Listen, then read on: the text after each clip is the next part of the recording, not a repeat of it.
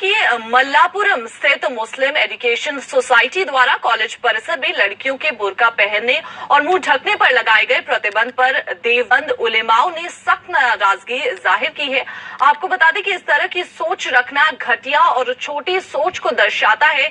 ये उन्होंने कहा, उनका इस तरह बुर्का पर पाबंदी लगाना शरीयत के खिलाफ है। उनको इस फैसले को वापस लेना चाहिए क्योंकि पर्दा इस्तेमाल करना ये इस्लामी बुनियाद है। और आपको बता दें कि उन्होंने ये भी कहा कि सभी मुस्लिम औरतें जो है इसके पक्ष में है।